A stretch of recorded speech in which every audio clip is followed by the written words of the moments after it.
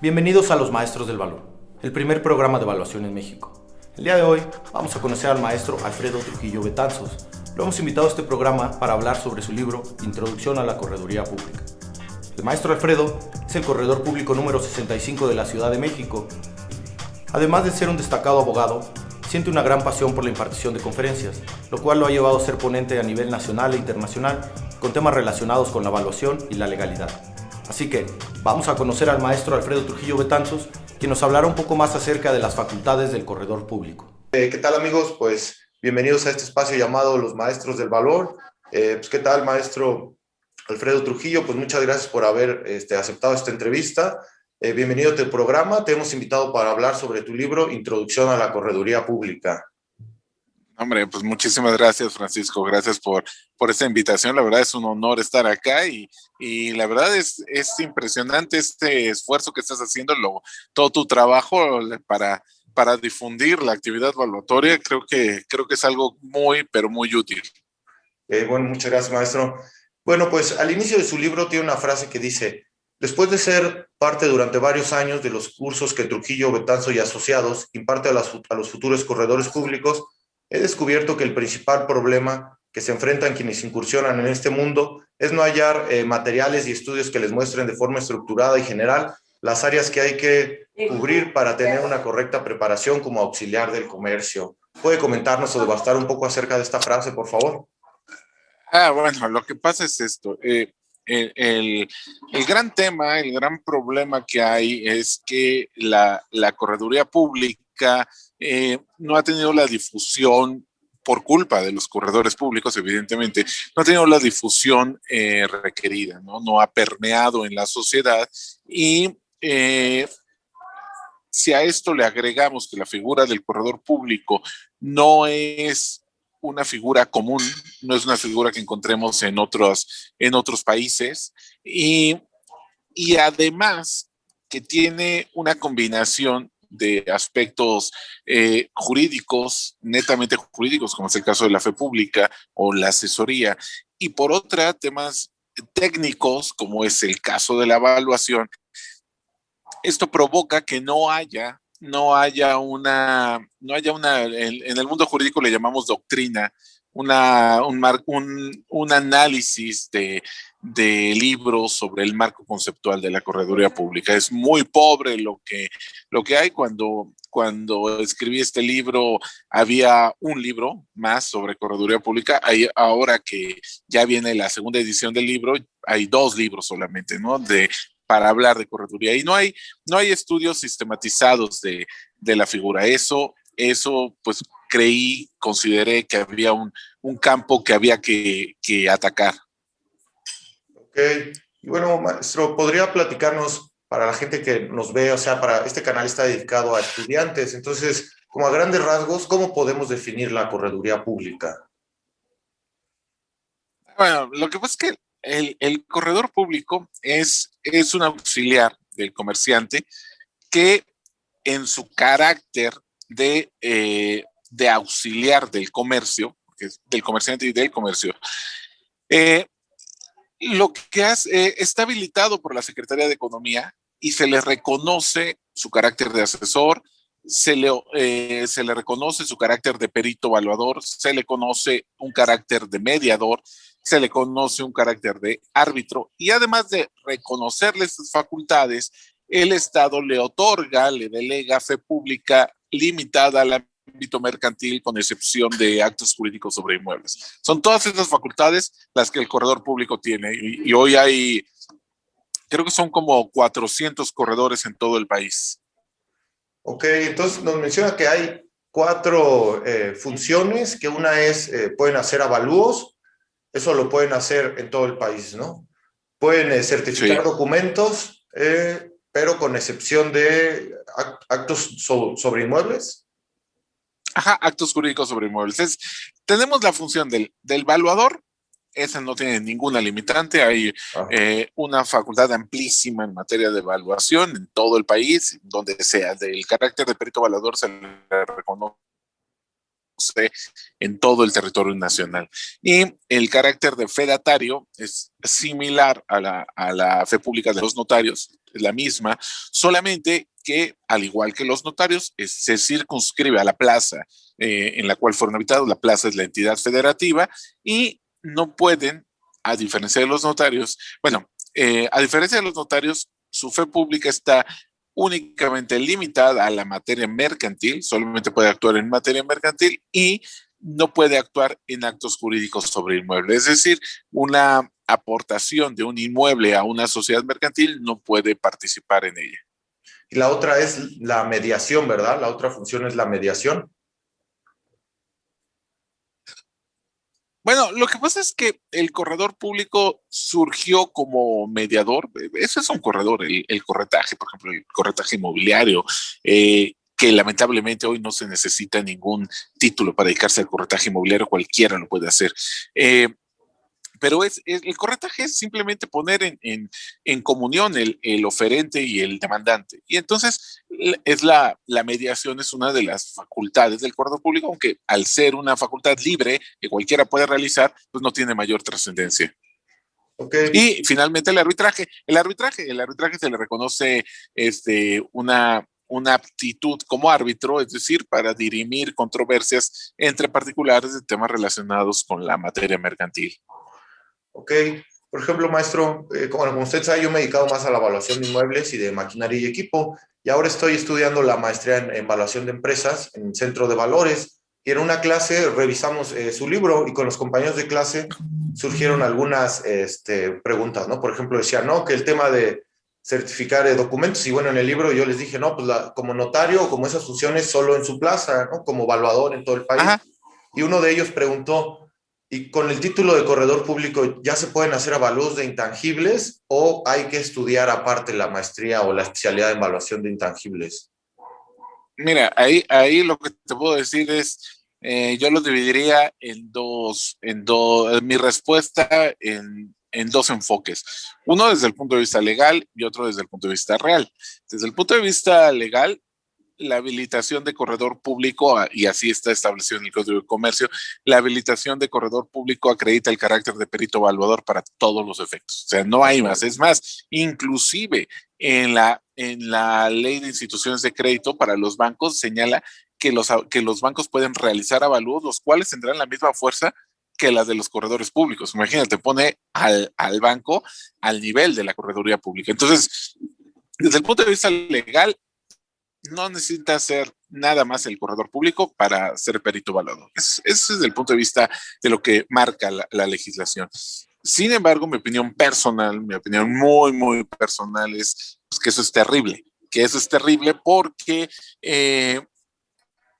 el corredor público únicamente tiene que pasar dos exámenes, el de aspirante, el definitivo, y después de ese examen definitivo no hay ninguna norma que lo obligue a capacitarte, no hay ninguna norma que te obligue, como en el caso de los evaluadores normales, a acreditar horas de estudio, no caduca tu certificación, nada, puedes evaluar absolutamente todo, puedes evaluar un universo de cosas, desde bienes muebles, inmuebles, intangibles, todo lo que exista, obras de arte, todo lo que exista lo puede evaluar el corredor. Ahora, imagínate, todo esto es terrible. Las propias normas internacionales de evaluación señalan que reconocen que el evaluador no es todólogo y que se puede auxiliar de otros. El campo de la evaluación, bueno, ¿qué te voy a decir? El campo de la evaluación es tan amplio y se requiere tanto estudio que en la práctica el corredor público forzosamente debe, o mejor dicho, debería capacitarse constantemente y obtener cédulas de especialidades o de maestrías y seguir estudiando. Eso es lo que debería hacer, aunque, insisto, la ley no se lo pide. Entonces, como conclusión, así resumen para los alumnos, legalmente lo puede hacer con el hecho de tener la correduría, pero pues ya en la vida real, evaluar empresas no es cualquier cosa, ¿no? Hay que estudiar, aprender estados financieros, entonces en la vida real no cualquiera, ¿verdad? Ese es el mensaje. Totalmente de acuerdo contigo. O sea, legalmente, por supuesto que lo puede hacer porque la ley lo dice, punto. En la realidad sabemos que eso no es posible. Ok. Por ejemplo, otra de las cosas que menciona en su libro es la diferencia entre cuando aparece el comercio como actividad y el comercio a partir del Código de Comercio de Napoleón. ¿Nos puede comentar un poco al respecto? Lo que pasa es que ese tema es, al ser el corredor público un auxiliar del comercio, pues tenía que entrar en el libro, en mi opinión, tenía que entrar a hablar del comercio, ¿no? Y hablar de la evolución del concepto de comercio. Entonces, lo que pasa es que tendríamos que decir que en su origen el ser comerciante era un título, era un fuero. Porque cuando no hay Estado, cuando se derrumba el Estado a partir de la caída de Roma, todo el tema de la época feudal, la Edad Media, pues había fueros y había el gremio, eran los gremios, es cuando surgen los gremios, el gremio de herreros, el gremio de sastres, el gremio de cocineros, porque era el gremio donde se impartía justicia y se cuidaban los derechos de esas personas. Entonces, había el gremio de los comerciantes. Eras comerciante por el simple hecho de pertenecer a ese gremio. Dependía del sujeto. O sea, un acto era de comercio porque lo hacía el comerciante. A partir del Código de Comercio de Napoleón del siglo XIX, se objetiviza el comercio. ¿Qué quiere decir esto? El comercio es la actividad, no el sujeto. Entonces, la compra-venta habitual de mercaderías, pues es un acto de comercio, no porque lo haga el comerciante, sino porque eso es el comercio. Es un tema que tal vez hablándolo desde afuera no tiene mayor importancia. Desde el punto de vista jurídico sí es muy importante y ahí cambia todo. Entonces, a partir de ese momento tenemos los actos de comercio y la persona que realiza esos actos de comercio se convierte en comerciante. Es un tema, insisto, muy técnico. Ok, entonces, otra de las ideas que maneja es que el corredor público es un puente entre comerciantes, pero también menciona que no es lo mismo las microempresas o las pymes. Entonces, queremos ver si nos puede platicar un poco sobre esta idea que maneja de que tanta normatividad puede ser hasta como una idealización para las pymes, ¿no? O sea, ¿pueden pagar el servicio de corredor público las pymes? O platícanos un poco, por favor, maestro. Híjoles, es que ese es el gran problema que hay. Eh, tenemos un gran defecto en las sociedades latinoamericanas, que estamos llenos de abogados. Ese es el gran problema. Y los abogados piensan que las leyes son lo que da la felicidad a las personas, lo cual es una verdadera estupidez, porque el hecho de tener y leyes y requisitos no mejora las condiciones de la realidad. Al contrario, se convierten en trámites burocráticos. Y ahí en el libro señalo, o sea, una gran empresa, pensemos Grupo Carso, pues claro que puede tener especialistas de todas las materias y puede enfrentarse a todas las disposiciones legales. Pero pensemos en el pobre señor que tiene una tortería. El señor que tiene una tortería tiene que cerrar el changarro para ir a realizar un trámite. Tiene que cerrar el changarro para hacer otra cosa. Tiene que tener un contador, tiene que tener un abogado, tiene que tener un fedatario, en fin. Ese es el gran problema que se enfrentan las pequeñas empresas y por eso desaparecen.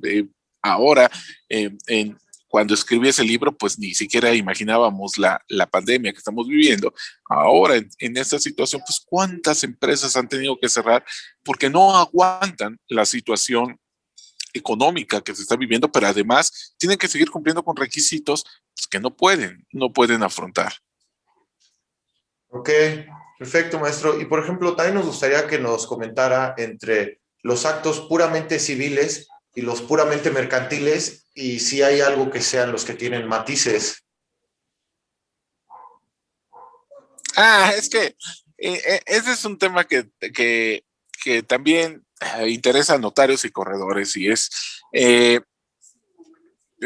ha sido motivo de discusión durante mucho tiempo y es porque, pues como te mencionaba, los corredores públicos están metidos solamente tienen fe pública en materia de materia mercantil. Y entonces, sí ha habido esa discusión de qué actos son puramente civiles y entonces el corredor público no podría intervenir en ellos. Y es interesante porque la doctrina no menciona, por lo menos no que yo conozca, no se ha metido en ese tema de qué actos son puramente civiles y puramente mercantiles. Y entonces tenemos que ir a los antecedentes de nuestra legislación mercantil. Y los antecedentes los hallamos en Italia. Y entonces lo que hice fue referirme a escritores en Italia que fueron los que crearon la ciencia de derecho mercantil en Italia, gente como Vivante, gente como Rocco, y los cito y qué cosa es civil. Es que la materia mercantil es tan grande, los comerciantes civil, que no puede ser mercantil, son muy pocos. Es todo el tema familiar, sucesiones, testamento, adopción, matrimonio, todo eso son esencialmente civiles. Pero hasta ahí, cualquier otra cosa que te puedas imaginar puede caer en el ámbito mercantil. Por ejemplo, hay desde el punto de vista jurídico un tema que dice la donación. Pues la donación es civil porque nunca puede haber un interés económico. Pues eso es una mentira. Tú lo ves en cualquier tienda, pues te regalan algo a cambio de que compres otra cosa. O sea, esa donación que te hacen, ese regalo, que te regalan algo en la compra de uno, te regalo otro, pues eso es netamente mercantil. De eso me refiero, que, o sea, cuando dicen que el corredor público está limitado al ámbito mercantil, limitado al ámbito mercantil, todo es mercantil. Todo de una u otra manera es mercantil. Por ejemplo, uno de los planteamientos que hay en su libro y que gustó mucho entre mis compañeros es de que, por ejemplo, un corredor público está facultado para hacer cualquier contrato que esté relacionado con el comercio, ¿no? Y dice, si yo soy corredor público y me quiero casar con una mujer que también es corredor público y el matrimonio es un contrato, pues un corredor público nos podría casar, ¿no? Porque los dos somos mercantiles. No que pase en la vida real, pero ese tipo de planteamientos donde nos dejan Sí. ver a los que no saben mucho cómo ese acto puede ser interpretado de dos formas, ¿verdad? Civil o mercantil. Es que ahí va el tema. El matrimonio, aunque sea entre dos comerciantes, aunque sea por un interés netamente mercantil, es un acto esencialmente civil, lo que acabo de mencionar. Entonces, ahí no podría ser, pero sí hay mil asuntos que puede intervenir. Por ejemplo, cualquier operación que haga una empresa tiene un fin mercantil. Hombre, el rentar sus oficinas. Pues claro que tiene un fin mercantil porque es ¿para qué quiere oficinas? Pues para poner el corporativo. ¿Y para qué quiere poner el corporativo? Para desarrollar mejor su actividad comercial. Eso es a lo que me refiero, que todo va a tener, la gran mayoría de las cosas, tarde o temprano van a caer dentro del ámbito mercantil. Ok, maestro, muchas gracias. Por ejemplo, ya de las últimas preguntas de esta entrevista, sobre la ley de correduría pública, ¿qué puede comentarnos al respecto? Pues mira, la Ley Federal de Correduría Pública es del 92. Al principio, el gran problema en todo este tema es que, uno de los grandes problemas es que fue una copia. La ley toma como base la ley del notariado para el Distrito Federal vigente en aquella época. Y entonces lo que, lo que ocurre con eso es que se va mucho todo el tema de correduría pública al asunto de la fe pública, al asunto de compararlo con los notarios. El tema de evaluación, el reglamento los cita, un artículo del reglamento habla de evaluación. Yo considero que es mucho más importante el tema de asesor del comercio y el tema de la evaluación. Creo que esos son los puntos fundamentales que debería tener la correduría pública. Lamentablemente, la legislación que se hizo en el 92 va encaminado al tema notarial. Entonces, a compararlos mucho con el notariado. Eso también ha impedido que la figura de la correduría crezca. Fíjate, hay un tema interesante.